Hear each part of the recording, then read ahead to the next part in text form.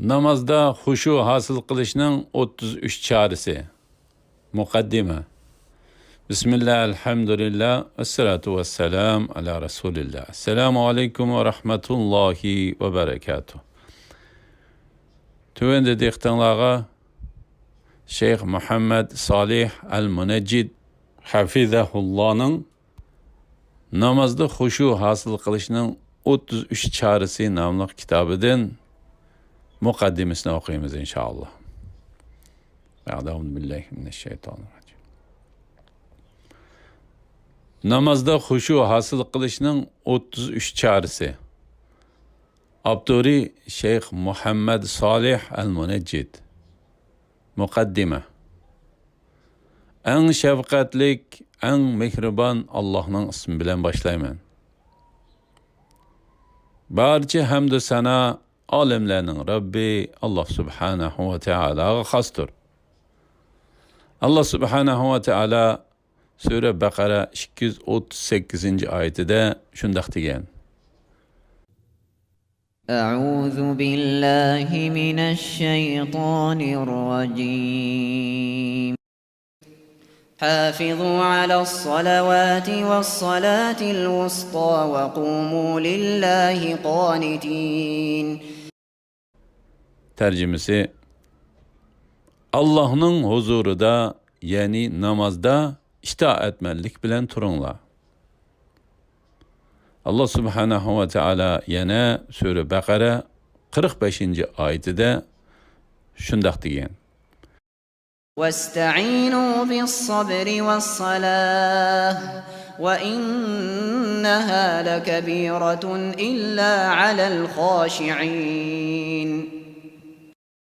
Tercümesi: Hakikaten namaz haşiin, huşu sahiplerinden başkalarına fevkalade muşakkatliktir. Rahmet, salamla takvadarlarının imami, huşu sahiplerinin peşivası Peygamberimiz Muhammed sallallahu aleyhi ve sellemge, onun ailesine ve sahabelerine boğay.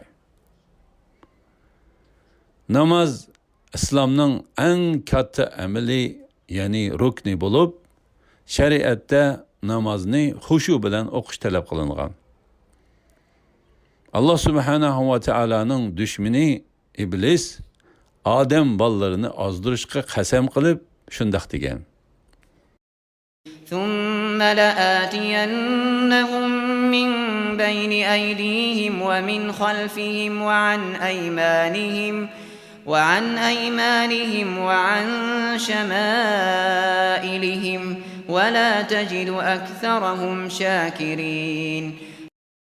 Tercümesi: Andın ulağa çokum, aldıdın, arkısıdın, on terpidin, sol terpidin, hücum kılmen. Sure A'raf 17. ayet. İblisinin en çoğun mikirlerden biri, barcha imkanını işqi selip, kişilerini namazdan yiraklaştırış. Şundaqla, ula bu ızıq turuşlarga qaramasdan namazga tuğanda, ulağa vesves qilib, ularni bu ibadetinin lezzetinden ve savabından mahrum qilishdir. Xushu zimindan yo'qolib ketadigan tunji narsa bo'lganligi. Shundaqla biz zaman oxirida yashayotganligimiz uchun Hudayfa radhiyallohu anhuning sizlarning dininglardan yo'qotadigan tunji narsanglar xushu, en ahırda yo'qotadiganinglar namazdır. Birov namoz o'qishi, ammo uningda hech qanday yaxshilik bo'lmasligi mumkin. Sizlar uzoq qolmay masjidga kirganda xushusi va birmi odam topolmaydigan bo'lsizlar degan so'zi bizga to'liq mos keladi. Madarij salikin 1-tom 521. bet.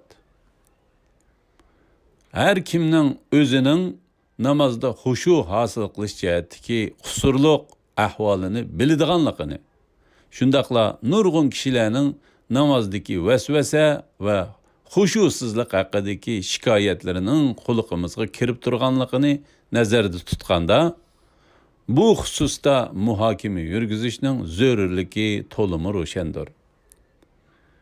Tövendikiler özüm ve Müslüman qarindoshlarım üçün bir eslatmadır. Allah Subhanahu ve Taala'nın bu risaleni menfaatli qilib berishini tilayman. Allah Subhanahu ve Taala shundoq deydi: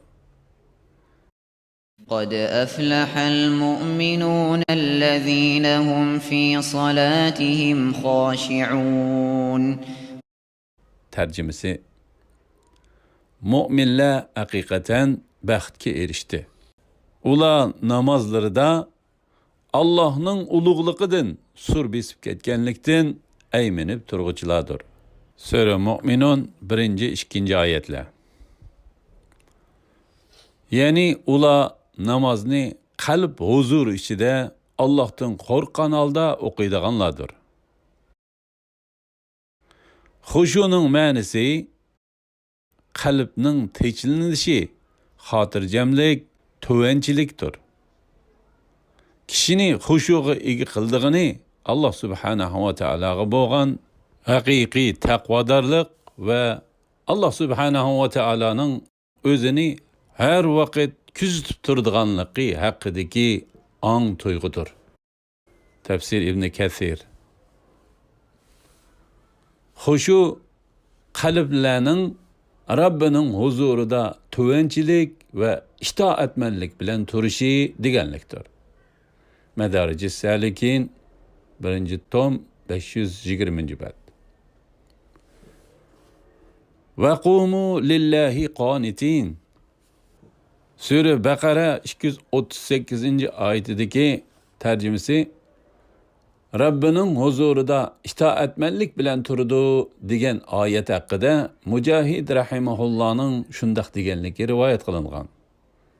Allah Subhanahu va Taoladan qo'rqqanlikdan ruku qilish, egilish, tamkinlik va itoat ilkida turish, ko'zni tuvan qilish va o'zini tuvan tutish itoat jumlasidandir.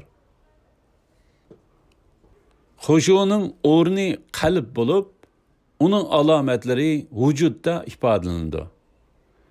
Badandagi a'zolar qalbga ergishadi.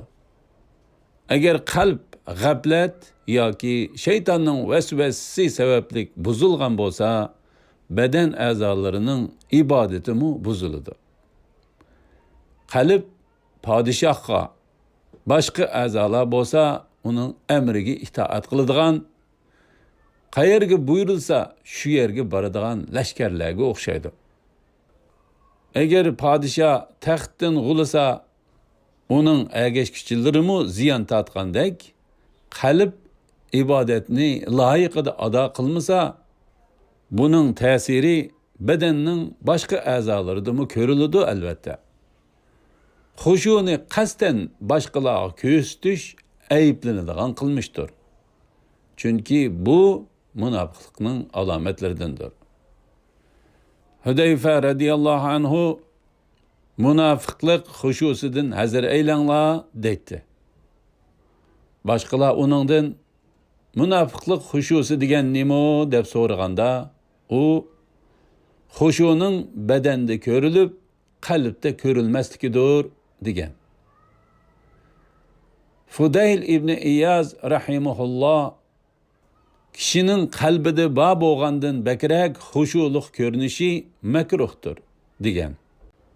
Ulardan, ya'ni salafdan biri birovning mürisi va badani orqali xushusini ko'rsatayotganligini ko'rib, o'zining maydisiga va qarshi tarafning mürisiga ishorat qilib, "Ey falani, xushu bu yerda, ya'ni mürida emas, balki ma yerda, ya'ni qalbda" degan.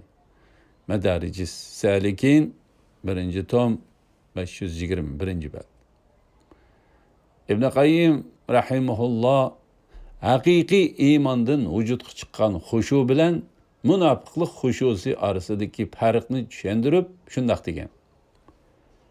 Haqiqiy iymondan vujudga chiqqan xushu qalbning Allohning ulug'ligi va kattaligini his qilib, o'zini tuvan tutgan holati bo'lib, bu chaqda qalb ayminish, qo'rqinch va hayoga to'lgan bo'ladi.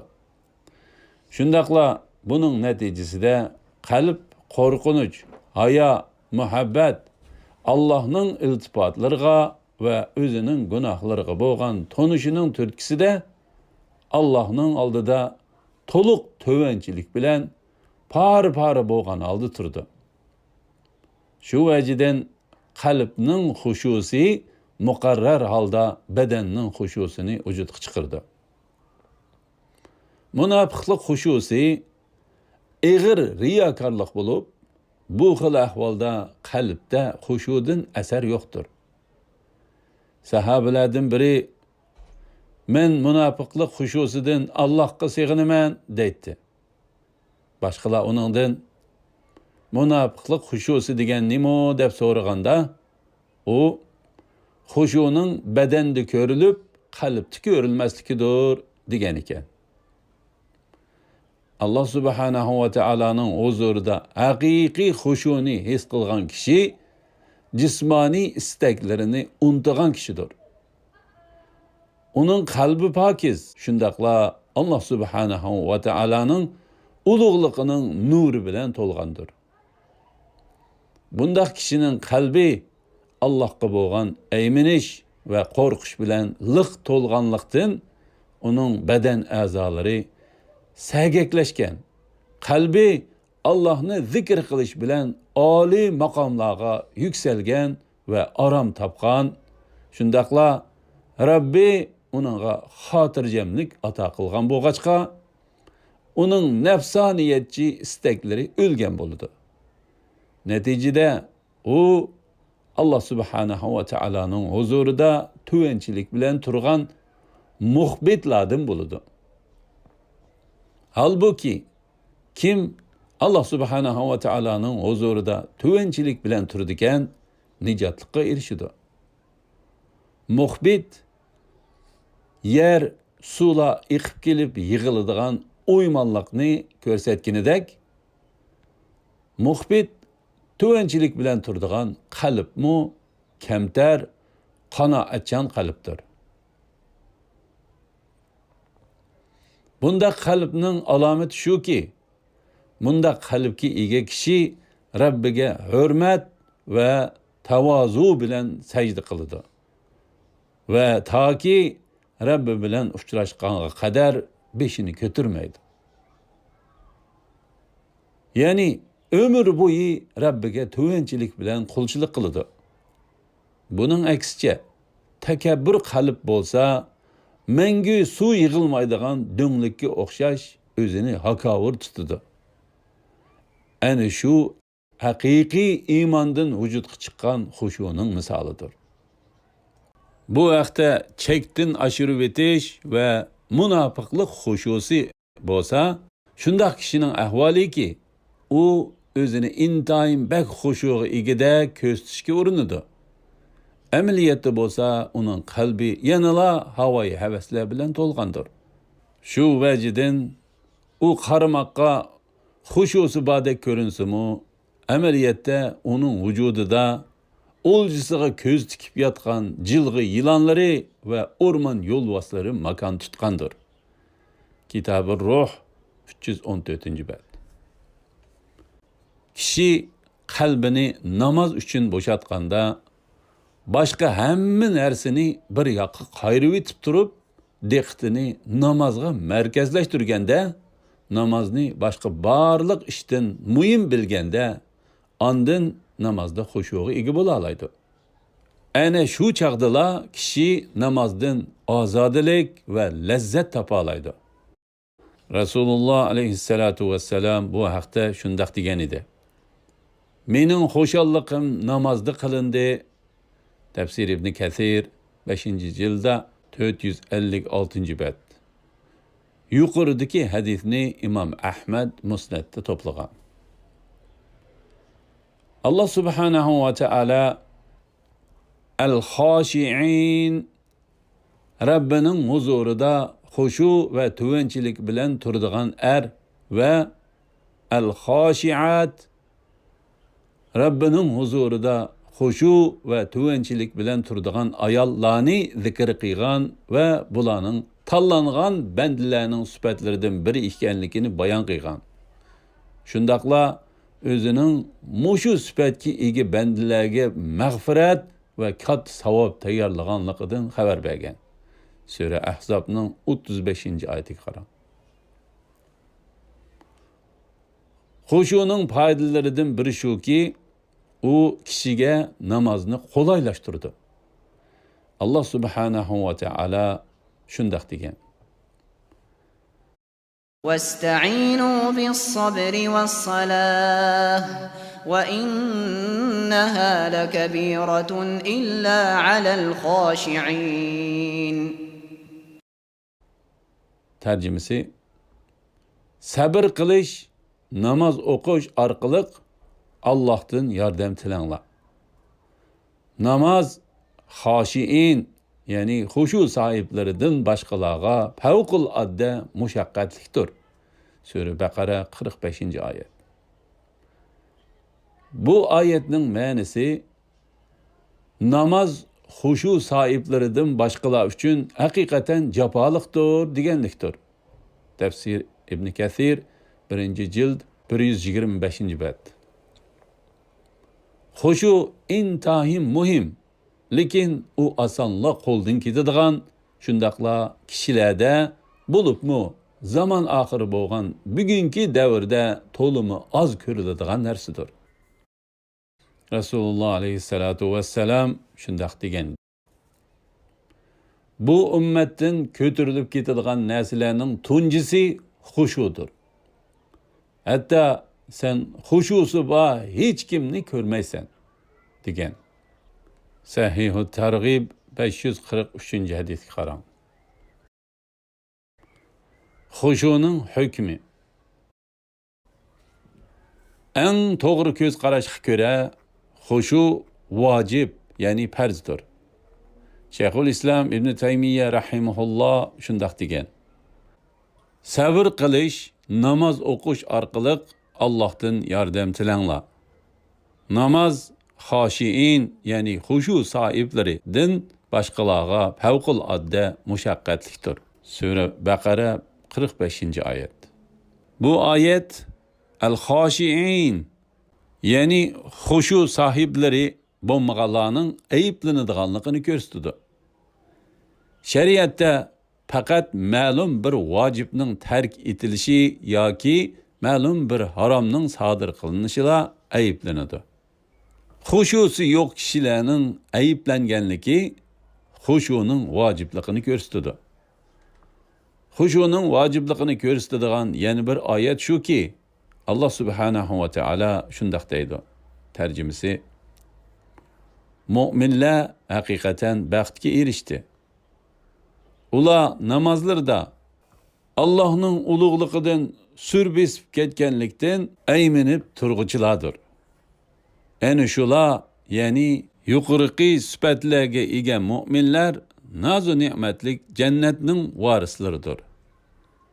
Ular yuqori darajalik jannat Firdavsga varislik qiladi. Firdavsda mangu qoladi. Sura Mu'minun 1-oyatidan 11-oyatigacha. Allah subhanahu va taala bizga yuqoridagi sifatlarga ega kishilarning Firdavs jannatiga varislik qildiganligidan xabar bergan. Bu ashu sifatga ega bo'lmaganlarning bu jannatga varislik qilolmaydiganligini ko'rsatdi. Namozda xushu vojibdir. Xushu ayminish bilan tamkinlikni o'z ichiga oladi.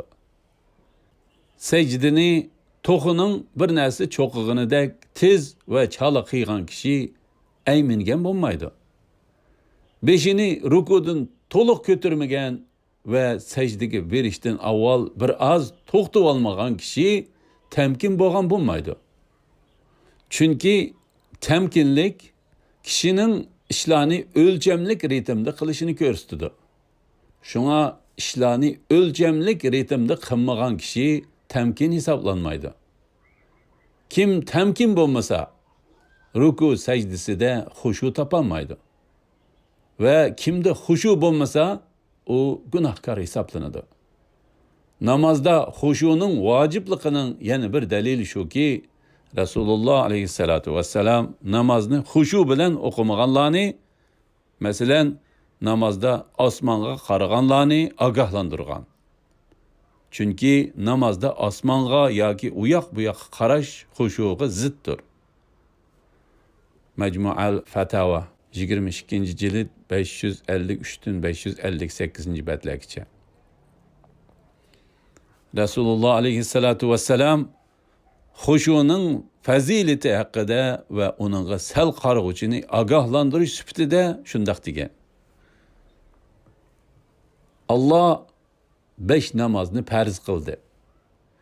Kim bu namozlarning tahoratini komil olsa, bu 5 namozni o'z vaqtida ruku sajdalarini komil qilib xushu bilan o'qisa, o Allah'ın şu kişini kechirishi uchun ahdi bo'ladi.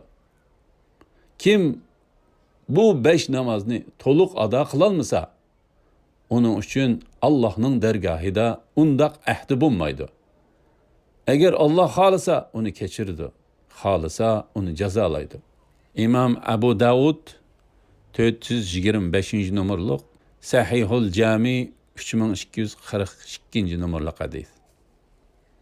Resulullah aleyhissalatu vesselam huşunun fazileti hakkında yani şundak degan. Kim taharetini kamil alsa ve bütün diqqatini yığıp 2 rakat namaz okusa, yani bir rivayette başka hiç narsani o'ylamasa deyilgan. Onun o'tmishdagi barliq kichik gunohlari mag'firat qilindi. Yani bir rivayette cennetga kirishiga kepillik qilindi deyilgan. İmam Buxoriy, İmam Nasai toplagan Sahihul Cami 6166. hadis. Biz namozni xushu bilan o'qishimizga turtki bo'ladigan omillarga nazar solganimizda, ularning mundaq 2 turga ayrilganligini bayqaymiz. Birinchi, xushu tepishqa va uni kuchaytirishga yordami tegadigan narsalarni qo'lga keltirish. Ikkinchi, xushuni ojizlatadigan narsalardan qochish. Shayxul Islam Ibn Taymiya rahimahulloh xushu tepishimizga yordami tegadigan omillarni tushuntirib shundoq degan. 2 narsa xushu tepish jihatda bizga yordam qiladi. Biri vacibotlarni ado qilishga bo'lgan kuchlik herismanlik. Yani biri diqqat chachadigan omillarni azaytish. Birinchisi vacibotlarni ado qilishga bo'lgan kuchlik herismanlik. Yani kishi zihnini nima deyotgan va nima qilayotganligiga markazlashtirishi. O'zi o'qiyotgan Qur'on oyatlarining zikr duolarning mazmuni haqida tafakkur yurgizishi ve o'zining Allah subhanahu va taologa xuddi uni ko'rib turayotgandek xitob qilayotganligini esida tutish kerak. Chunki namozda turgan kishi Rabbi bilan so'zlashayotgan bo'ladi. İhsan deganimiz Allah'a xuddi uni ko'rib turayotgandek ibodat qilishingizdir. Siz uni ko'rolmasangizmi, u sizni ko'rib turdi. Bende namazning lazzatini qancha tetigan siri uningga shuncha moyil bo'ladi. Bu uning iymonining ojiz kuchlikligi bog'liq. İmanni kuchaytirishning nurg'un choralari bor. Ana shu sababdan Resulullah aleyhissalatu vesselam dunyoringlarda ayollar ve xushpuroqlar menga chiroyli ko'rsatildi. Xo'shalliqim namozda qilindi degan. Yana bir hadisda Resulullah aleyhissalatu vesselam ey Bilal, bizni namoz orqali rahatlatgina degan. Resulullah aleyhissalatu vesselam hergiz namozni o'qib etib bir rahatlanayli demagan. ikkinchi omilga, ya'ni diqqat chachadigan narsalarni azaytishga kelsak, bu sizning namozga munosibatsiz har qanday xiyolni qilishingizga sabab bo'ladigan narsalardan va zehningizni namozdan boshqa yoqqa chechib yetadigan xiyollardan qutulishingizni ko'rsatadi. Kishilarning bu jihatdagi ahvoli xilma-xil bo'ladi. Chunki birov duch keladigan vasvasining darajasi shu odamning gumoni va orzusining qanchalik kuchligiga, qalbining o'zi yaxshi ko'radigan narsaga bo'lgan markazlashishi va tayinishiga, shundaqla yoqtirmaydigan ishlardan saqlanish tirishchanligiga munosabatlikdir. Majmuul Fatawa 22-jilda 606-betdan 607-betlargacha. Biz yuqoridagi turlarga bo'lish asosida namozda xushu hosil qilishning ba'zi usullari to'g'risida to'xtalamiz inshaalloh. Alhamdulillah, yuqorida Sheyx Muhammad Solih al-Munajjid hafizahullohning namozda xushu hosil qilishning 33 chorasi nomli risolasidan muqaddima qismini angladinglar. Oxirini keyin qitimliq o'qishimizda davomlashtiramiz inshaalloh. Va sallallohu ala Muhammad va ala alihi va sahbihi ajma'in. Assalomu alaykum va rahmatullohi va barakatuh.